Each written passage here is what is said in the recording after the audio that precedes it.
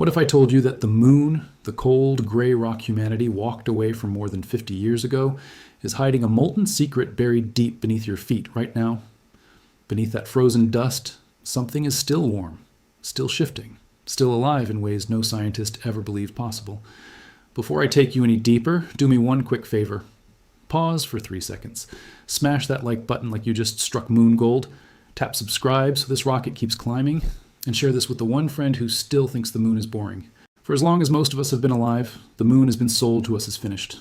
A dead archive. A museum piece hanging in the sky doing nothing but pulling at our tides. Schoolbooks told us the story in confident, simple terms. The crust cooled. The volcanism stopped. The interior froze. The surface froze. Even the dust froze in place. And that was that.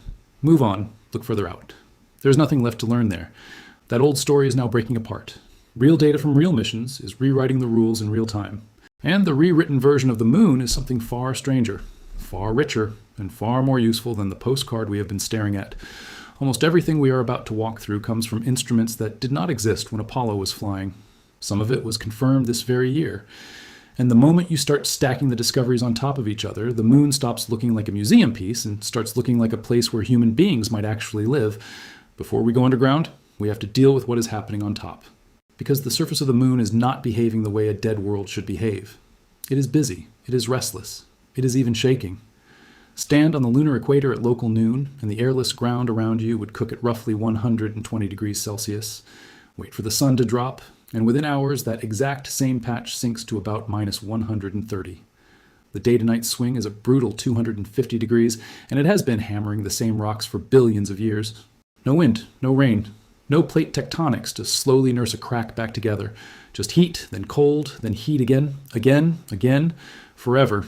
Do that to any solid material long enough and it fractures, it buckles, it remembers every insult. NASA's Lunar Reconnaissance Orbiter, quietly circling the moon since 2009, has cataloged thousands of these memories. Scientists call them lobate scarps. Think of them as cliffs the moon has been pushing up out of itself. Many of them look young, painfully young. On a world roughly 4.5 billion years old, anything that formed in the last 50 million counts as almost brand new. And plenty of these scarps appear to fall inside that window. The crust is not just carrying old scars, it is still under strain right now while you watch this video. The proof of that strain has been hiding in plain sight since the late 1960s. Apollo astronauts bolted seismometers to the lunar surface before they came home. For years, the data sat in archives, and for years the readings were treated as curiosities. Modern researchers decided to feed those old recordings through modern software, and what came out shook the room. Real moonquakes, some hitting magnitude 5, strong enough to rattle loose boulders off hillsides, strong enough to trigger small landslides on slopes that orbital photos had previously flagged as already fragile. The faults responsible for those quakes were not billion-year-old scars resting quietly in the dust. They have been active in geological terms shockingly recently. The moon is not still, the moon is not stable, the moon is not finished. You can actually see the evidence from orbit. Whole slopes where fresh, sharp material has slid downhill stands out in sharp contrast against the older, weathered surface beside it. At a glance, it genuinely looks like a chunk of the moon simply broke loose and rolled away. What you are really looking at is a slow avalanche of loose surface grit, nudged loose by shaking, by savage temperature swings, or by the steady cosmic bombardment of tiny particles that rain down on the moon without an atmosphere to slow them. That matters more than it sounds. The Artemis program is not just flying flags and planting footprints. The plan is to keep people on the moon for months at a time. Building on ground that secretly wants to slide is not a small problem. It is a safety problem. It is a life and death engineering problem. And that is before we even look down. Now things get genuinely strange, because the deeper you go, the more the moon insists it is still warm. In 2024, a team working with gravity data from 2 earlier missions, GRAIL and the Lunar Reconnaissance Orbiter, ran calculations. GRAIL had flown twin spacecraft around the moon in 2012, drifting slightly closer or further apart as they passed over regions of gravity. By tracking those tiny gaps with extreme precision, scientists built the most detailed gravity map of the moon anyone had ever made. From that map, you can infer what is happening in layers no camera will ever reach. Their models refused to match reality. The numbers demanded something extra, a soft layer, a partially molten layer, sitting between the rocky mantle above and the small metallic core below. Without it, the math simply did not work. The moon, the data argued, is not solid all the way down. It is solid on the outside, soft in the middle, and metallic at the heart. Follow-up work published in the AGU Advances journal went further. The team suggested this soft layer is rich in a titanium-bearing mineral called ilmenite. Titanium iron oxide mixed in higher concentrations than the surrounding rock. And that detail is not just a science curiosity. It might be exactly what is trapping heat. It might be the insulation keeping that inner layer warm after billions of years when it should long since have frozen through. Hold on, because the practical side of that discovery is huge. Titanium is one of the most prized engineering metals on Earth. It is light, it is strong, it resists heat, it resists corrosion. It shows up in everything from jet engines to spacecraft frames. If the moon is sitting on a giant titanium reservoir, future colonists will not have to haul every gram of that critical resource from Earth. Earth's gravity well remains the single most expensive part of any spaceflight. The moon could become a quarry, a long-term supply line, a place where spaceships are eventually built from local rock instead of rock shipped from home. But the deeper mystery remains. After 4.5 billion years, why is that layer still soft? With a small core that should have drained the heat away long ago, researchers think the titanium-iron mix might be unusually good at holding warmth. It acts like a thermal blanket wrapped around the lower mantle. The exact physics is still an open question. Follow-up missions are racing to crack it. Keep that open question tucked at the back of your mind, because we are about to step into something underground that shows the same pattern in a completely different way. As we approach the 1,500 word mark, here's your second challenge. Drop a comment below. Tell me what you think the most shocking discovery in this video is so far, and if while you are at it, ring that notification bell. Down beneath the crust, the moon may be hiding architecture built by ancient volcanism. Scientists have suspected for decades that the moon was once riddled with lava tubes. The reasoning was elegant. You can see the same pattern on Earth in places like Hawaii or Iceland. A lava flow cools and hardens on the outside, while the molten interior keeps running through the middle. When the eruption ends and the last of the lava drains out, an empty tube is left behind.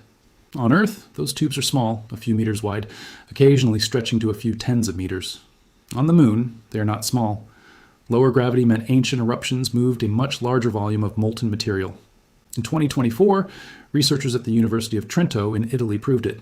Using radar signals bounced back from beneath the surface near the Sea of Tranquility, the same vast plain where Apollo 11 touched down in 1969, they confirmed a cave at least 100 meters deep. It is possibly hundreds of meters wide, and almost certainly one of many. Remnants of the same ancient plumbing system, scattered silently underfoot across the lunar surface. Why does this matter to anyone planning to live there? Picture the surface of the moon during a radiation storm, solar flares, cosmic rays, microscopic meteorite impacts. With no magnetic field and almost no atmosphere, hits land raw on anything up top. Surface habitats will need heavy, expensive shielding, or you can put the habitat inside a natural cave. The rock overhead already does the shielding for free. NASA's own measurements show that just below the lunar surface, even only a couple of meters down, the temperature holds remarkably steady around 17 degrees Celsius. On a world where the surface swings by 250 degrees, a natural rock shelter sitting at 17 is a game changer. It is a discovery that changes the math of every lunar base plan now sitting in a NASA hard drive. Engineers are now seriously sketching humanity's first long-term moon settlement inside one of those tubes. The technology is not science fiction. The caves are. They have been waiting there for billions of years. Even the safest cave on the moon still has one non-negotiable requirement: water. And this is where the story pivots to the lunar poles, where the newest confirmation of the year lives.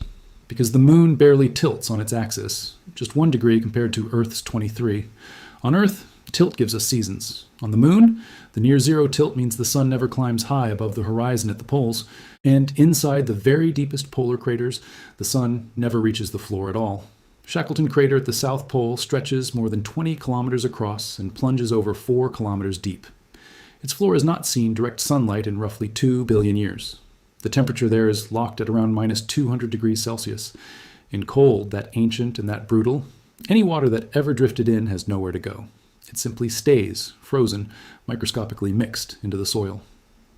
Back in 2009, NASA did something dramatic. They deliberately slammed a spent rocket stage into one of those permanently shadowed craters. They flew a second spacecraft through the plume of debris that blew back up to see what was in it. That experiment gave the world its first direct confirmation of water ice hiding inside lunar soil. That was 16 years ago. It is not the headline. The headline is what came earlier this year. In early 2026, drawing on newer orbital surveys and refined modeling built with international partners, NASA confirmed that water ice inside those shadowed craters has been quietly accumulating for at least 1.5 billion years, layer upon layer, untouched, preserved since long before complex life even existed here on Earth. Current estimates suggest the total mass locked inside those craters could run into the hundreds of millions of tons, some models pushing the figure toward billions of kilograms. That is not a splash of frost. That is a strategic reserve. A fuel depot, waiting in the dark for anyone patient enough to mine it. Mining it, however, is not simple. The ice is not sitting in a frozen puddle you can crack open. It exists as microscopic crystals bound into the lunar soil itself. To extract it, you have to drill and heat the soil, capture that vapor before it escapes into vacuum, and then condense it back into liquid. The engineering challenge is brutal. The payoff is enormous. Split that water into hydrogen and oxygen using solar power, and you suddenly have rocket fuel manufactured on the surface. A lunar base sitting on top of an ice reservoir could refuel deep space missions right there on the moon. Because lunar gravity is only 1/6 of Earth's, launching off the moon takes a tiny fraction of the energy. People talk about the moon as the 8th continent. This is the moment the metaphor starts becoming literal. Now, here's a clever detail that most coverage skips. NASA has identified specific ridges near the South Pole, nicknamed peaks of eternal light, where sunlight reaches the surface nearly all the time. Some of those ridges sit close enough to the shadowed ice craters that running power cables between them is practical. Picture a solar farm on a sunlit ridge, an ice mining operation in the dark, and a crew base in a nearby lava tube. 3 pieces of one connected system, all built from features the moon already provided. The blueprint is real. Multiple space agencies are building toward it right now. Artemis 2 has already sent astronauts around the far side. Artemis 3 is aiming to put boots on the ground near the South Pole inside one of 13 candidate landing zones. China is not waiting either. Its Chang'e 7 lander is heading to the lunar South Pole this year, chasing the same ice. The message is obvious. That ice is the most valuable substance off Earth, and the race is already on. Now remember the strange hole on Mars I mentioned at the very top. This is where it connects. In 2017, NASA's Mars Reconnaissance Orbiter photographed a stretch of Martian terrain riddled with small dark pits. One hole was different, almost perfectly round, roughly 100 meters across, ringed by a sharp lip of ejected rock. It appeared to drop straight down into a hidden cavity of completely unknown depth. Researchers believe a meteorite punched clean through a thin section of the surface like a fist through a drywall ceiling. It accidentally opened a doorway into a much larger cave system underneath, carved by ancient volcanism. Why does any random hole on Mars matter? Because of what caves mean for the search for life. Today's Martian surface is one of the most hostile environments for biology anywhere in the solar system. Rock overhead blocks incoming radiation. Temperatures stay far steadier. Any remnant water sits shielded from extremes. Martian caves are the leading candidates for finding surviving microbial life or fossilized chemistry. By 2019, NASA had cataloged over 1,000 potential cave entrances scattered across the Martian surface. 1,000 doors into the deep. Almost none of them opened. There's one more Martian puzzle worth understanding. For half a century, scientists puzzled over 2 million thin dark streaks. A recent study finally ruled out liquid water as the cause. The timing and the location of new streaks tracks wind. These are essentially dry avalanches, not flowing rivers, and the streaks slowly fade over decades as dust resettles. This study estimated roughly 80,000 brand new slope streaks form on Mars every single year. This process may be one of the largest ongoing sources of dust being lifted across the entire Martian atmosphere. That dust shapes weather patterns and surface temperatures. For any future human colony, dust is the silent enemy. Knowing the dynamic now is the difference between a colony that lasts and a colony that fails. 80,000 fresh streaks on Mars, 1,000 plus cave doors, hundreds of millions of tons of water ice, a molten layer rich in titanium that should not exist, a cavern beneath tranquility at least 100 meters deep. None of these numbers were in the textbooks your parents learned from. They are all less than a decade old. The moon is hiding a partially molten layer. Its crust is cracking and shifting under moonquakes. Underneath, ancient lava tubes sit waiting, wide enough to shield entire colonies. Mars hides cave systems that may represent our best shot at finding evidence that life once existed beyond Earth. None of this sat in the textbooks a generation ago. We have reached the finish line of this ride. The Apollo astronauts noticed a strange smell on their suits, something like spent gunpowder or hot metal. The instant lunar dust touches oxygen inside a cabin, it reacts, producing that unmistakable burning smell. The moon is not dead. Mars is not dead. And the closer we look, the truer that statement keeps turning out to be. Think about what that means for the next few years as astronauts stand above a molten titanium layer nobody predicted. The gap between what we assumed and what we now know has never closed this fast before. If a single discovery in this video changed the way you picture the moon, drop a comment. Subscribe and turn on notifications so you catch the next update the moment new data comes in. Share this with someone in your life who still thinks space exploration peaked in 1969. They need this